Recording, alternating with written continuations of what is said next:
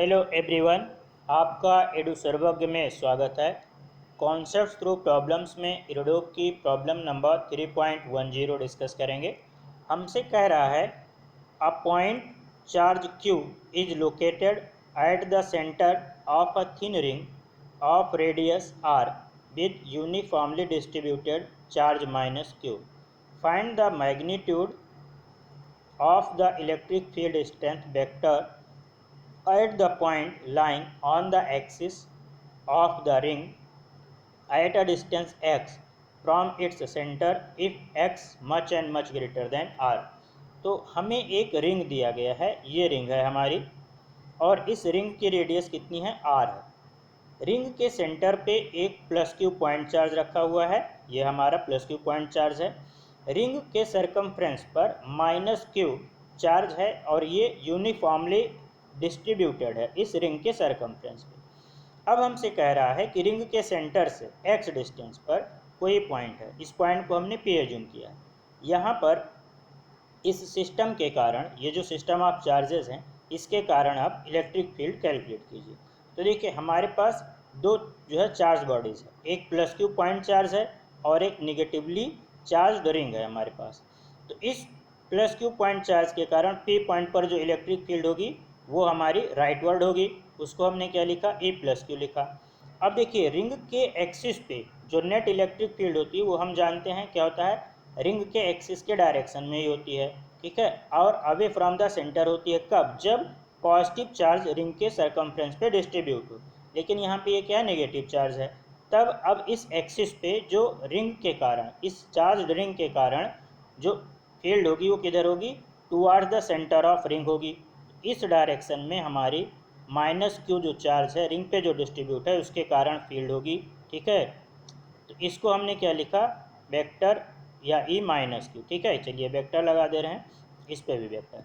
तो P point पे हमारी जो है नेट फील्ड अगर होगी तो हम P पॉइंट पे नेट फील्ड कैसे लिखेंगे, vector EP will be vector E+Q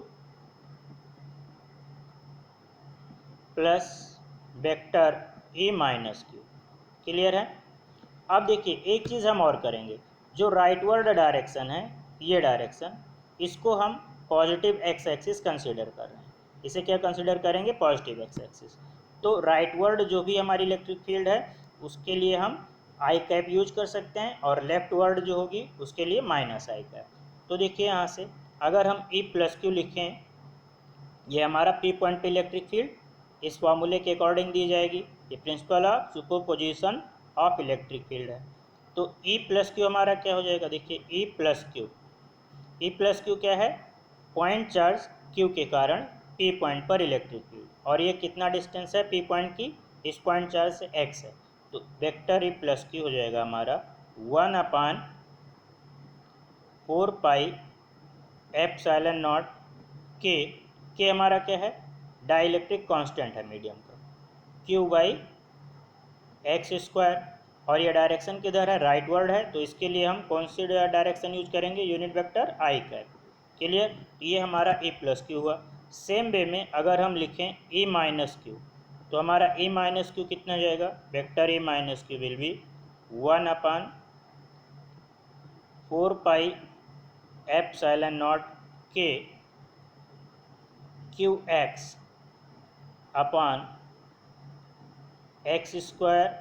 plus R² to the power 3/2। और डायरेक्शन कहाँ पे, ये लेफ्ट वर्ड है, यहाँ से ये लेफ्ट वर्ड, तो इसके लिए -I cap. Clear.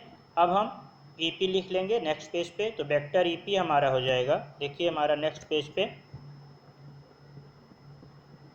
Vector EP equals to vector E+Q, ये है हमारा 1/4πε0 के Q/x² कैप प्लस, इसको हम लिख ले रहे हैं QX रिंग के कारण अपान 4πε0 के x² प्लस R²टू द पावर 3/2 एंड डायरेक्शन है -I कैप। क्लियर। अब अगर हम इसे फर्दर सॉल्व करते हैं तो देखिए क्या हो जाएगा, vector E P equals to, देखिए जो कॉमन है उसे मैं कॉमन ले रहा हूँ, तो क्यू अपान 4πε0 के मैं कॉमन ले लेता हूँ। Vector E P equals to Q upon 4πε0 के, इतना कॉमन लिए, बाकी जो बचेगा उसे ब्रैकेट के अंदर, यहाँ पर 1/x² और डायरेक्शन हम इस ब्रैकेट के बाहर लिखेंगे। यहाँ पे देखिए ये प्लस है और यहाँ पर आई कैप से पहले माइनस है, तो प्लस और माइनस माइनस हो जाएगा, तो माइनस यहाँ पे बचेगा हमारा x upon x² plus r² to the power 3/2 bracket बंद, और इसके बाहर डायरेक्शन है आई कैप। क्लियर।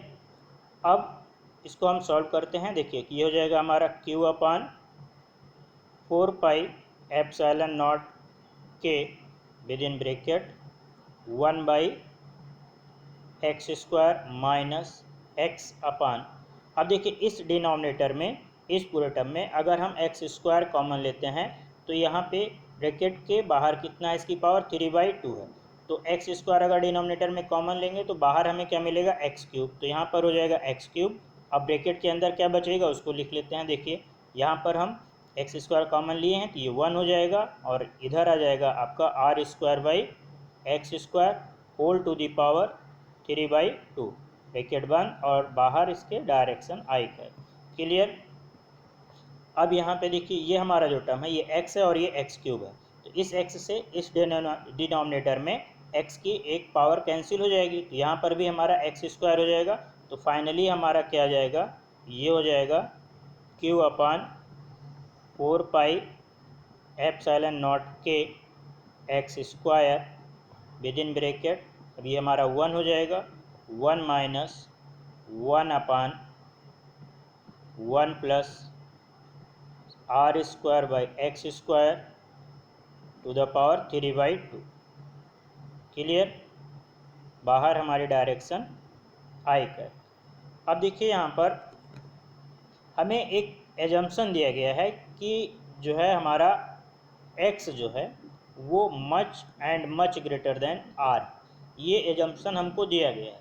इस केस में हमारा क्या हो जाएगा, जो x² है ये much and much greater than r² हो जाएगा, या फिर हम कह सकते हैं कि r² by x² much and much less than 1 हो जाएगा। क्लियर। इस केस में अगर हम बायनॉमियल थ्योरम यूज करें, और बायनॉमियल थ्योरम में क्या, जैसे 1 plus x to the power n, ठीक है, इस फॉर्मूले को यूज करें तो ये अगर हमारा x इसमें क्या होता है, much and much less than 1 अगर है, तब 1 plus x to the power n ये हमारा होता है 1 प्लस एन एक्स। क्लियर। तो इस कंडीशन को यूज करते हुए हम बायनॉमियल थ्योरम यूज कर लेते हैं। इस बायनॉमियल थ्योरम के अकॉर्डिंग अब आगे हम प्रोसीड करेंगे, क्योंकि हमको ये एजम्पशन दिया गया है कि x much and much greater than r, उसके अकॉर्डिंग हमारा ये जो टर्म है r² बाई x², ये much and much less than 1 हो जाएगा।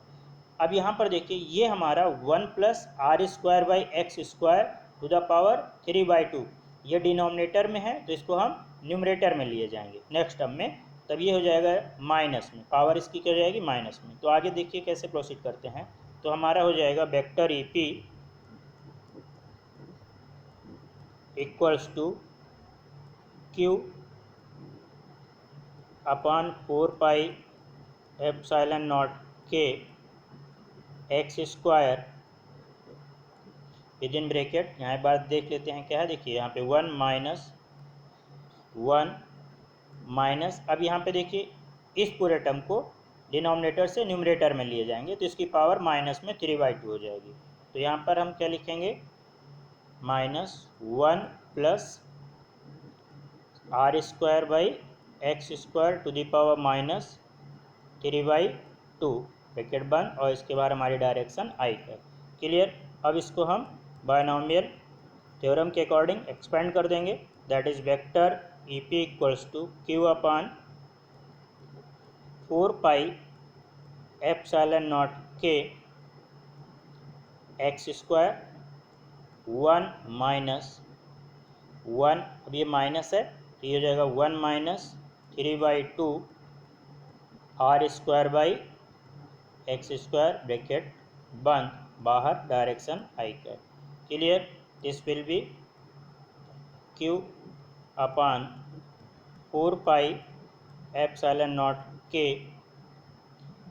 एक्स स्क्वायर, इसको हम ब्रैकेट ओपन कर लेते हैं, 1 - 1 minus minus plus 3/2 R square by X square I cap. Clear? ये 1 1 कैंसिल हो जाएगा। फाइनल अगर हम देखें तो हमारा वेक्टर ईपी आ जाएगा, vector EP equals to Q upon 4 pi epsilon not के X square within bracket 3/2 R square by X square, direction है हमारा आई कैप। क्लियर? इसको फर्दर अगर लिखना चाहें तो हम इसको इस फॉर्म में लिख सकते हैं, that is vector E P equals to 3/2 हम बाहर लिख देते हैं, 3/2 within bracket Q R square upon 4 pi epsilon not K. अब यहाँ पे देखिए एक्स स्क्वायर और ये एक्स स्क्वायर, तो डिनोमिनेटर में हमारा क्या हो जाएगा एक्स टू द पावर 4, और इधर डायरेक्शन है आई कैप। तो ये हमारा पी पॉइंट पे नेट इलेक्ट्रिक फील्ड मालूम चल गई हमको कि नेट इलेक्ट्रिक फील्ड हमारी क्या होगी। क्लियर है? अब यहाँ पे देखिए ये हमारा क्या है, ये डाइलेक्ट्रिक कांस्टेंट है। ये क्या है हमारा डाइलेक्ट्रिक कांस्टेंट। तो अगर हमारा मीडियम जो है एयर या जो है क्या है वैक्यूम हो, तब हमारी के की वैल्यू क्या हो जाएगी 1, और उस केस में हमारा वेक्टर ईपी क्या हो जाएगा, उस केस में हमारा हो जाएगा vector EP equals to 3/2 within bracket Q R square upon 4 pi epsilon not X to the power 4। Clear? Direction I cap. I cap का क्या मतलब है कि हमारी जो नेट इलेक्ट्रिक फील्ड होगी वो किधर होगी, टुवर्ड्स राइट। ठीक है? ये राइट जो है डायरेक्शन में होगी, राइट हैंड डायरेक्शन में। क्लियर है? अब यहाँ से देखिए अगर हम इसका मैग्नीट्यूड लिखें मॉड ऑफ ई पी, तो ये हमारा सिंपल सा है, डायरेक्शन हट जाएगी, ये हो जाएगा हमारा 3/2 within bracket Q R square upon 4 pi epsilon not X to the power 4। अब अगर हम इसका वेरिएशन देखें तो इसका वेरिएशन हम एक्स के अकॉर्डिंग अगर लिखना चाहें तो हमारा क्या हो जाएगा, mod of vector E P will be inversely proportional to X to the power 4। Clear? तो ये इसका जो है क्या है एक्स के अकॉर्डिंग वेरिएशन है। अच्छा, ये ऑब्जेक्टिव में हमसे पूछा जा सकता है, ऑप्शन देखिए कि ईपी का वेरिएशन क्या होगा। ठीक है? किसके अकॉर्डिंग ईपी वेरी करेगा। अगर इसका ग्राफ हमसे पूछा जाए तो इसका ग्राफ क्या हो जाएगा, देखिए ई का एक्स के अकॉर्डिंग अगर हम वेरिएशन देखें, सॉरी ये थोड़ा सा जो है चलिए मैनेज कर लीजिएगा, ये हमारा जो है मैग्नीट्यूड है और ये हमारा जो है सेंटर से, रिंग के सेंटर से डिस्टेंस है।